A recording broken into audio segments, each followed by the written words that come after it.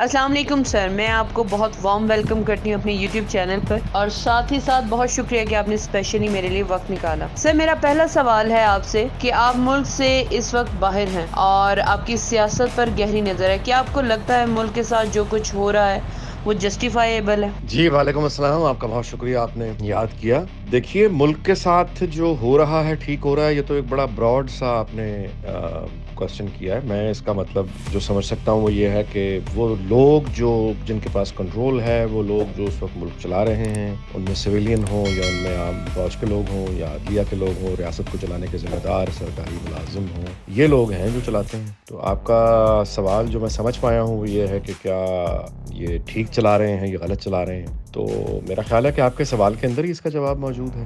کوئی بھی مطمئن نہیں ہے جس انداز سے اس وقت ہم پہنچے ہیں جہاں کھڑے ہیں، ماں سوائے یہ کہ ایک امید ہے جو ہم 75 سال سے لیے بیٹھے ہیں، بس وہی امید ہے کہ موجودہ جو ایک نظام ہے جو ہم دیکھ رہے ہیں کہ ایک آتش فشاں پھٹا ہے اور اس کی صفائی جاری ہے۔ اصل میں بات یہ ہے کہ ایسے آتش فشاں جو قدرت کی طرف سے نہیں بلکہ خود بنائے جاتے ہیں، ہم کب تک یہ آتش فشاں بنا کے اپنی زمین پر تجربے کرتے رہیں گے؟ جب تک کرتے رہیں گے تب تک ہمارا کیسا فیوچر، کہاں کا فیوچر؟ ریاست کے ساتھ 4 ستون ہے جس میں سے ایک بڑا اہم کردار ادا کرتا ہے صحافت۔ کیا عمران خان صحافت کی سب سے بڑی غلطی ٹھہرا جسے درست کرنے کی آج کل کوشش کی جا رہی ہے؟ ریاست کے 5 نہیں، ریاست کے 3 ستون کہے جاتے ہیں۔ ایک ایگزیکٹو ہوتی ہے، پارلیمنٹ ہوتی ہے اور جوڈیشری ہوتی ہے، اور 4th pillar of the state جو ہے وہ عام طور پہ میڈیا کو کہا جاتا ہے۔ یہ غیر رسمی طور پہ کہا جاتا ہے، ایسا حقیقت میں نہیں ہوتا۔ یہ ایک ٹرم ہے جو یوز کی جاتی ہے، اور یہ ان ممالک یا ان سوسائٹیز کے لیے ایکچولی زیادہ بہتر ہے جہاں پہ حقیقت میں پارلیمنٹ، جوڈیشری اور ایگزیکٹو یہ اپنے دائروں میں رہ کے کام کرتے ہیں اور میڈیا ایک واچ ڈاگ کے اوپر کام کرتا ہے۔ ہمارے ہاں یہ ٹرم جو ہے یہ کوئی اتنا فٹ بیٹھتی نہیں ہے، کیونکہ ہمارے ہاں جو پلرز آف اسٹیٹ ہیں وہ پارلیمنٹ یا جوڈیشری یا ایگزیکٹو، اس میں اگر ہم دیکھیں ہماری ہسٹری اور ہمارا پریزیڈنٹ، تو یہ ایگزیکٹو ہے جس کا آرمڈ جو برانچ ہے وہ فوج ہے، اور بنیادی طور پہ وہی رول کرتی ہے۔ تو اس میں نہ تو جوڈیشری کو وہ ویلیو ہے، نہ پارلیمنٹ کی وہ حیثیت ہے۔ تو جب جوڈیشری اور پارلیمنٹ بھی یعنی آپ کہیے کہ جہاں پہ اپنے رول کے اندر نہ رہتے ہوں، وہاں میڈیا کی کیا حیثیت اور کیا اوقات ہے؟ یہ سوال کرنے پہ میں اس لیے مجبور ہوئی کیونکہ آپ جانتے ہی ہوں گے آج کل اعلانیہ اور غیر اعلانیہ کافی میٹنگز ہوتی ہیں جن کے نتیجے میں پریس کانفرنسز سامنے آتی ہیں۔ آپ اس بارے میں کیا کہیں گے؟ ہمیں اب اس ملک کے لیے دعاؤں سے کام لینا پڑے گا یا کوئی عملی جامہ پہنائیں گے، کوئی منصوبہ بنائیں گے جس سے آنے والی نسلوں کے لیے پاکستان باقی رہے؟ اگین آپ کے سوال کا جواب یہ ہے جی کہ مطلب ہے کہ ہم بنیادی طور پہ ایک تباہ حال ہمیں وراثت میں ملا ہے ملک، اور تباہ حال پالیسیز، اور ابھی تک جو ہے وہ امید اگر کوئی اگلی نسلوں کے لیے ہے تو وہ کسی چانس پر تو ہو سکتی ہے، یعنی یہ کہ ہماری جو موجودہ ترکیب ہے ریاست کو چلانے کی، وہ چانس یہ ہے کہ جیسے پرانے زمانے میں سلطنت میں اگر کا زمانہ تھا، کوئی اچھا بادشاہ، نیک دل بادشاہ اگر آ جائے تو یہ لوگوں کو خوش نصیبی سمجھا جاتا تھا، لیکن اگر اس کی جگہ کوئی ظالم بادشاہ بیٹھا ہے تو بھی لوگ کیا کر لیں گے؟ ماں سوائے کہ دعائیں کریں گے یا بس انتظار کریں گے کسی معجزے کا۔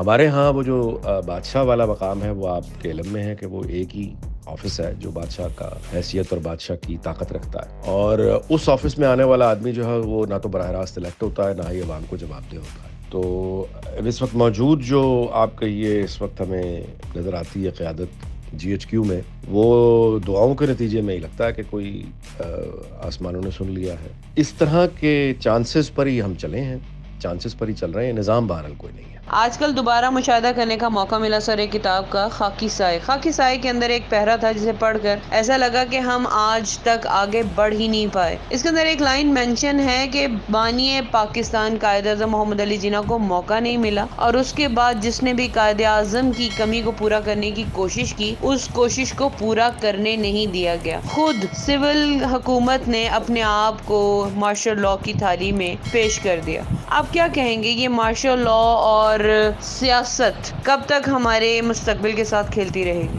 دیکھیے قائد اعظم کی جگہ تو کوئی اور لے نہیں سکتا، وہ تو فادر آف نیشن تھے، تو وہ تو ظاہر ہے کہ کوئی مقام اور لے نہیں سکتا۔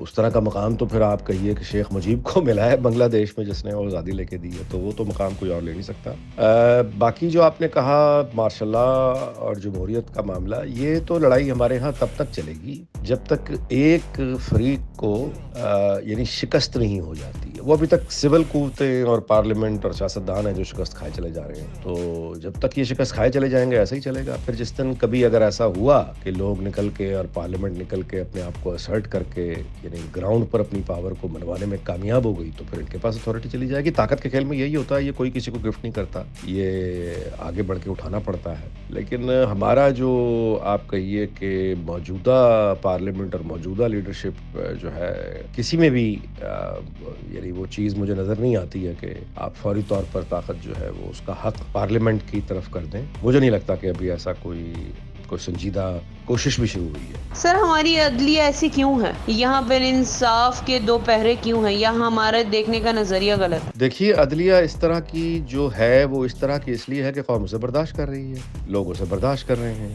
اور جب تک لوگ برداشت کرتے رہیں گے ناانصافی کو، جبر کو، ظلم کو اپنی قسمت اور تقدیر کا لکھا ہوا سمجھ کر، اور اس ظلم کو برداشت کرتے رہیں گے، ان کے ساتھ ظلم ہوتا رہے گا۔ جہاں تک معاملہ ہے کہ کوئی، جیسے میں نے آپ سے گزارش کی ہے کہ بہتری کا راستہ وہی ہے کہ رول آف لا ہو، قانون کی حکمرانی ہو، اور جب قانون کی حکمرانی ہوگی ظاہر ہے پھر وہ صرف عام آدمی بھی نہیں ہوتی، قانون کی حکمرانی نام ہی یہی ہے کہ آپ طاقتوروں کے اوپر قانون کی حکمرانی کو قائم کرتے ہیں۔ تو عدلیہ کے ججز جب تک اس آئین کے تحت کام نہیں کریں گے، جب تک ان کو اپنے احتساب کا ڈر نہیں ہوگا، جب تک کوئی ایسی یعنی شفاف اور کہیے کہ طاقتور نظام موجود نہیں ہوگا جو ججز کو پر گرفت کر سکے، تب تک ججز منمانی کرنے میں آزاد ہیں، وہ کرتے رہیں گے۔ سر میں آپ سے پوچھنا چاہوں گی، کیا ہماری ریاست میں ارشد شریف کو انصاف ملے گا؟ کیا ارشد شریف بہت بہادر انسان تھا، یا اس نے شہادت لے کر ہم جیسے لوگوں کے لیے کوئی بیوقوفی کا کام کیا؟ میں اس سوال کا کوئی مطلب اس کا جواب بڑا مشکل ہے۔ دیکھیے اس کی وجہ یہ ہے کہ صورتحال جو ہے وہ اس کو پورے پس منظر جو ہے اس کے تحت ہی ہم کسی نتیجے پہ پہنچ سکتے ہیں، اور اس کا پس منظر جو ہے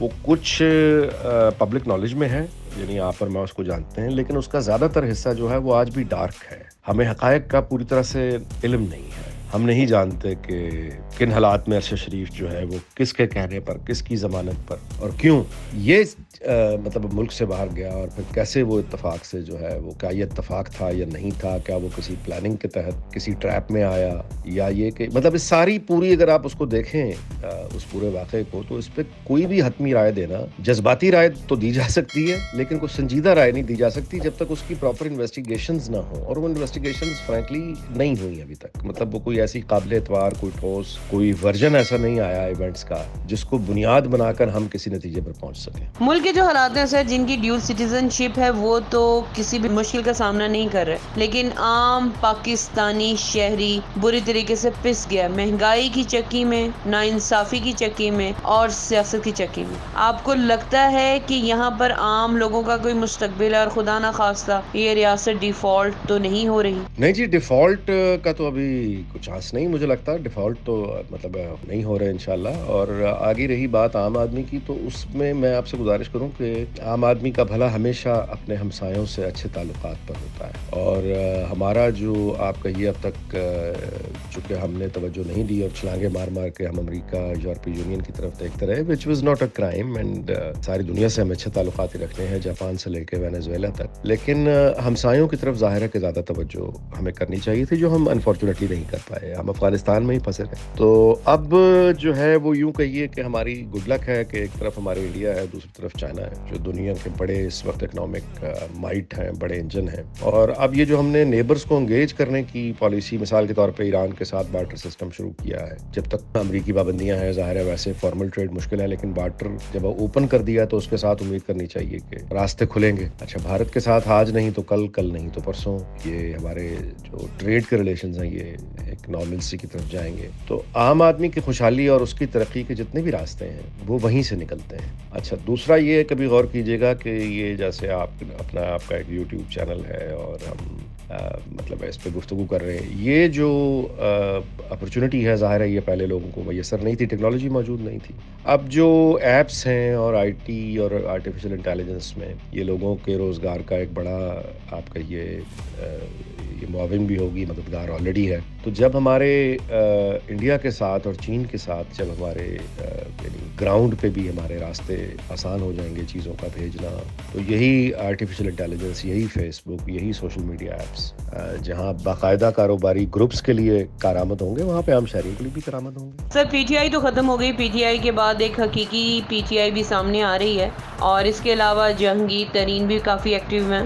اس کے اوپر آپ کا کیا پوائنٹ آف ویو ہے؟ کچھ بھی نہیں جی, یہ پرانی ایک کنونشنل لیگ ایوب خان نے بنائی تھی, ریپبلکن پارٹی ایک بنی تھی. اس کے بعد پھر پیپلز پارٹی میں ایک آپریشن کرنے کی کوشش کی, وہ کامیاب نہیں ہو سکا. پھر اس کے بعد جو لیگ وہ غیر جماعتی ایک الیکشن کروائے گئے. اس کے بعد پھر پرویز مشرف نے کیو لیگ بنائی جسے کنگز پارٹی کہا گیا. یہ ایک پی ٹی آئی جو بنائی گئی تھی, یہ تو آپ کے علم میں ہے کہ اس کی تو شروعات ہی میثاق جمہوریت سائن ہونے کے بعد اس کو سنجیدہ لیا گیا, اور اس کی تو یہ بنائی ہی کنگز پارٹی تھی, ہمیشہ سے کنگ کی پارٹی تھی, اور جس کی پارٹی تھی وہ واپس لے گیا. مطلب ہے کہ وہ پارٹی کے اوپر مطلب ہے کہ عمران خان کو بٹھایا ضرور گیا تھا, لیکن اس کو مالکانہ حقوق نہیں دیے گئے تھے. یہ ہے جی بیسیکلی کہ جن کا وہ تھا سامان وہ لے گئے اپنا سامان. سر آخری سوال میں آپ سے یہ کہنا چاہتی ہوں کہ عام شہری کو پاکستان میں سروائیو کرنے کے لیے کیا کرنا چاہیے؟ جب وہ کما نہیں سکتا تو وہ ایک دوسرے کو دھوکہ ہی دے گا نا, اور دھوکہ بھی نہ دے پائے تو وہ کیا کرے؟ عام شہری دیکھیے, عام شہری جس وقت اپنی تمام تر مجبوریوں اور اپنی پرابلمز کا ذمہ دار دوسروں کو ٹھہراتا رہے گا, تب تک وہ میرا نہیں خیال کہ کوئی صحت مند توقع کی جا سکتی ہے. اس کو مطلب ہے کہ انٹرنیٹ کی صورت میں آن لائن ایک پورا جہان کھلا پڑا ہے, اس میں راستے نکالنے ہوتے ہیں, اور جن لوگوں نے نکالنے ہوتے ہیں وہ نکال کے خاموشی سے آپ کے سامنے مطلب کام کر رہے ہیں, ڈالرز کما رہے ہیں, دنیا بھر میں کام کر رہے ہیں. تو میرا خیال ہے کہ گلے شکوے اپنی جگہ, لیکن مطلب عام آدمی سے مراد یہ ہے کہ جو 25 سے 30 سال تک کے نوجوان ہیں, وہ تو ان کے لیے تو آن لائن ان کو وہیں دیکھنا چاہیے. اس سے اوپر کا جو معاملہ ہے عمر کے اعتبار سے, ظاہر ہے کہ وہ پرانے تو اب بہت سے اسکلز ایسی ہیں اور ہنر بھی ایسے ہیں جو ویسے ہی متروک ہوتے چلے جا رہے ہیں, جس سے مزید بے روزگاری کا اضافہ ہوگا. بہت سی لیبر جو ہے وہ اب ریکوائرڈ نہیں ہوگی اگلے 15 یا 20 سالوں میں, وہ مطلب بہت ساری مشینیں ریپلیس کر جائیں گی. تو آپ نے کہا ایک دوسرے کو لوٹ رہا ہے عام آدمی, وہ اس لیے لوٹ رہا ہے کہ رول آف لا نہیں ہے, اور جب تک رول آف لا نہیں ہوگا ظاہر ہے کہ یہ ہوگا.